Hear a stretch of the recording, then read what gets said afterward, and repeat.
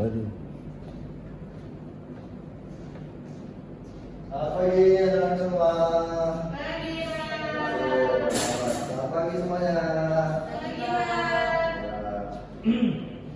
Kembali lagi kita bertemu ya dalam belajar bahasa Indonesia. Kali ini kita akan belajar tentang struktur dan kaidah pembahasan dalam teks drama. Tapi sebelum itu silakan dibuka dengan doa untuk ketua kelasnya. Boleh dipimpin. Siapa yang ketua kelasnya? Ya, sebelum kita memulai pelajaran, maka kita berdoa terlebih dahulu. Berdoa mulai.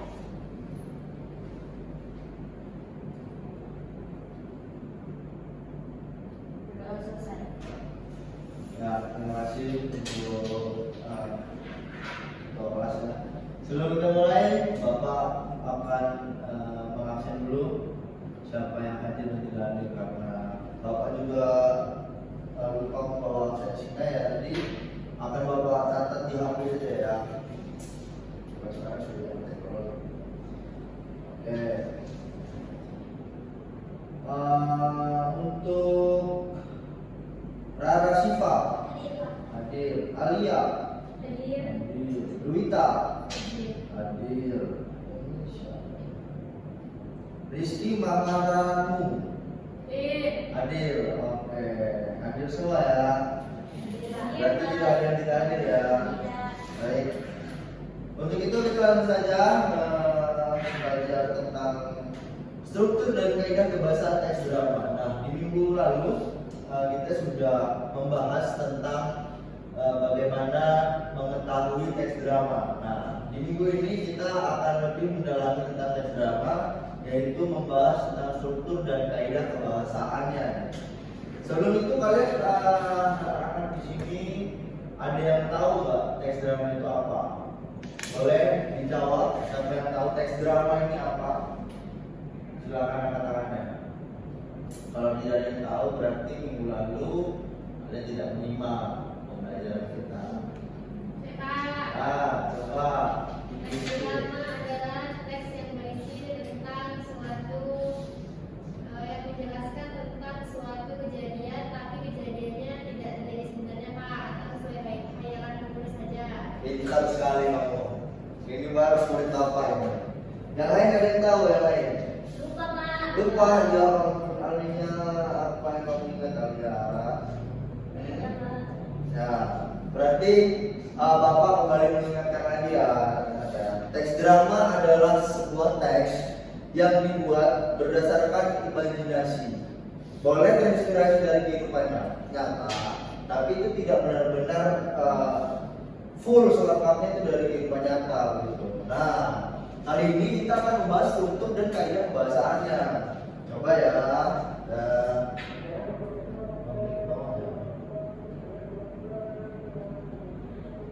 Oke. Nah, ini dia strukturnya. Di dalam struktur teks drama ada 3 bagian. Coba Rara, boleh dibaca Rara. Ada prolog, dialog, dan epilog. Oke, coba Rita, dalam prolog itu ada apa, dalam dialog itu ada apa, dan dalam epilog itu ada apa? Coba dibaca. Dalam prolog ada pengenalan tokoh, latar belakang. Dalam dialog ada orientasi, konfrontasi, resolusi, dan di dalam epilog ada penutup, intisari, dan cerita. Good. Berarti dalam struktur ini ada 3 bagian penting yang harus kita penuhi untuk menulis teks drama. Yang pertama ada apa? Alia, sabar. Alia ini kayaknya kurang fokus nih. Coba Alia, ada apa? Terus? Terus? Oke. Nah, dalam 3 bagian ini juga di dalamnya ada hal yang penting yang harus kita jelaskan secara rinci dalam teks drama. Yang pertama ada pengenalan tokoh, bagaimana kita mengenalkan tokoh. Yang kedua adalah latar, seperti apa kita menunjukkan latar, dan latar belakang. Latar belakang ini juga menunjukkan cerita kita. Selanjutnya dialog. Dialog ini adalah struktur yang lebih kompleks lagi, di mana di situ ada orientasi, ada komplikasi, dan ada resolusi. Apa sih orientasi itu? Orientasi itu adalah pengenalan awal. Komplikasi adalah munculnya masalah. Selanjutnya resolusi adalah solusi dari permasalahan yang ada. Dan ditutup oleh epilog, yaitu ada penutup. Bagaimana kita menutup sebuah teks drama, lalu kita bisa menghasilkan intisarinya, dan timbullah sebuah satu cerita lengkap seperti itu ya. Jadi dalam menulis teks drama kita harus memperhatikan apa? Struktur teks drama yang isinya prolog, dialog, dan epilog. Oke, Alia kembali membuktikan bahwa dia bisa fokus pinter Alia. Nah, coba semuanya gini. Ya, itu menandakan bahwa kita sama-sama kuat gitu ya. Oke, lanjut. Nah, tadi kita udah membahas tentang struktur teksnya. Sekarang ada kaidah pembahasannya. Pasti anak-anak di sini sudah pernah membaca teks drama gitu ya. Nah, di dalam teks drama ada banyak kata ganti, ada banyak cara menulis, ada banyak kaidah pembahasan. Yang pertama, ada kata ganti orang pertama. Kata ganti orang pertama itu contohnya ada aku, ada saya, dan ada gue. Selanjutnya kata ganti orang kedua. Kata ganti orang kedua itu ada dia, kamu, dan juga ada lo. Dan terakhir kata ganti orang ketiga itu ada mereka, ada kita, dan ada kalian. Tapi pertanyaannya adalah kenapa di kata ganti orang pertama dan kedua itu ada kata gue dan ada kata lo? Anak-anak di sini yang bisa jawab nggak? Yang bisa jawab boleh nanti bapak kasih es krim. Nah, itu dong langsung ya, silakan coba dulu.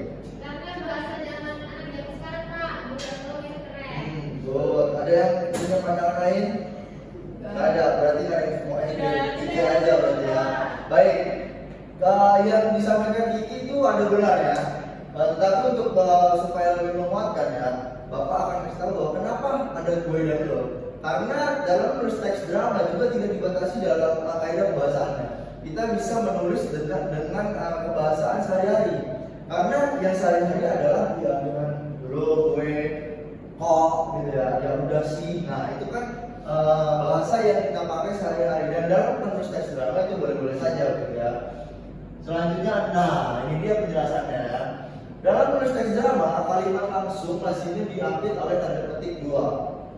Biasanya ini digunakan saat kita menulis sebuah dialog.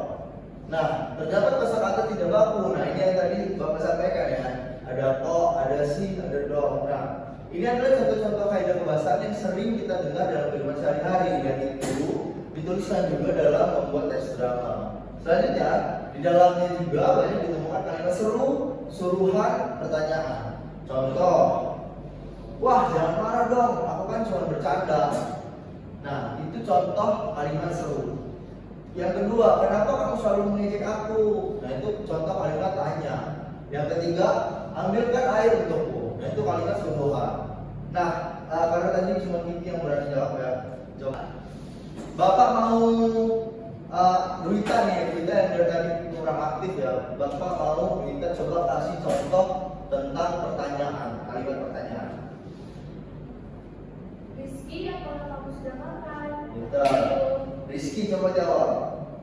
Wah, saya belum makan ini Rika, kamu mau belikan makanan ya? Nah, itu dia contoh dialog yang saling berbalas ya, pertanyaan. Nah, coba Alia kasih Bapak contoh kalimat suruhan. Rana, tolong ambilkan bukuku. Coba Rana jawab. Ih, ambil sendiri sih. Nah, ini bagus ya contohnya ya. Kalimat suruhan dibalas dengan kalimat seru gitu ya. Kalimat penolakan gitu. Nah, Bapak percaya anak-anak di sini sudah pintar boleh mengatakan dulu. Kalian juga bisa menentukan kalimat-kalimat yang bisa dibalas dengan baik begitu ya. Selanjutnya, nah ini dia ciri-ciri dari pembahasannya. Yang pertama banyak menggunakan kata yang menyatakan urutan waktu, yaitu konstruksi temporal seperti sebelum, sekarang, setelah itu, mula-mula gitu ya. Itu banyak kita jumpai gitu ya. Yang kedua, banyak menggunakan kata kerja yang menggambarkan suatu peristiwa yang terjadi. Contoh, menyuruh, menobatkan, menyingkirkan, menghadap, beristirahat. Nah itu kan sebuah situasi yang terjadi gitu ya. Terus selanjutnya banyak menggunakan kata kerja yang menyatakan sesuatu yang dipikirkan atau dirasakan. Contohnya merasakan, melihat, menginginkan, mengharapkan gitu ya. Selanjutnya menggunakan kata-kata sifat untuk menggambarkan tokoh, tempat atau suasana. Contohnya ramai, bersih, baik, gagah dan lain-lain gitu ya. Nah ini harus anak-anak pahami bahwa ini penting dalam menulis teks drama untuk membuat suasana, membuat latar dan membuat cerita teks drama ini jadi lebih baik, jadi lebih menyenangkan.